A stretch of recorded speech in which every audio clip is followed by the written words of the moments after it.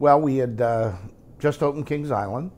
It was the first theme park that had been designed by an in-house team.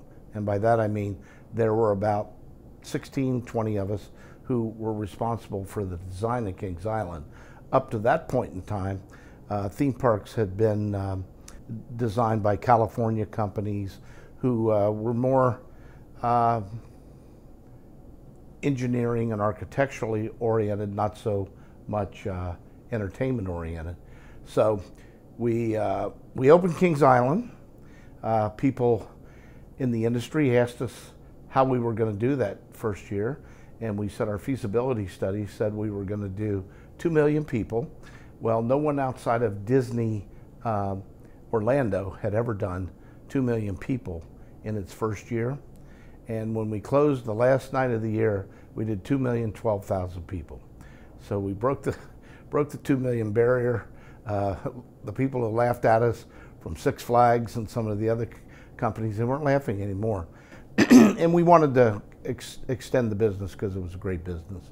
And Dudley Taft, who was in charge of the division at that time, he looked down in the Virginia area, found the property down north of Richmond, Virginia, in Hanover County, and we started planning that project. So while Kings Island was in its fledgling year of operation, we were already planning Kings Dominion, and we successfully opened that in 1975.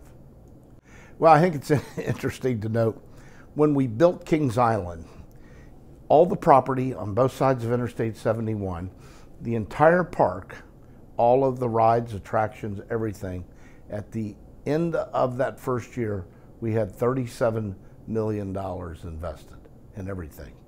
The Diamondback roller coaster, when that went in a few years ago at Kings Island, that was $24 million just for one ride. So that's the difference. By the time we got down to Kings Dominion, and we were building basically the same size park as Kings Island, that park was $60 million. And I was responsible as Vice President General Manager of that division for the schedule and the budget, seeing everything came in on time. And that was right in the middle of one of our biggest economic crunches we'd seen in 30 years.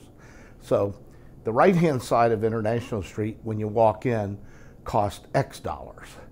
The left-hand side of International Street, when I finished it, cost double X. It cost twice as much as the other side, and they were basically the same size, same square footage. So it was a real challenge in those economic downturns to get that park in, open, and on time and on budget. We actually, when I opened the park, it was 2 weeks ahead of schedule, and it was actually on budget at the $60 million. We did a lot of value engineering on the project, and but it opened, and it's still operating to this day, as you know.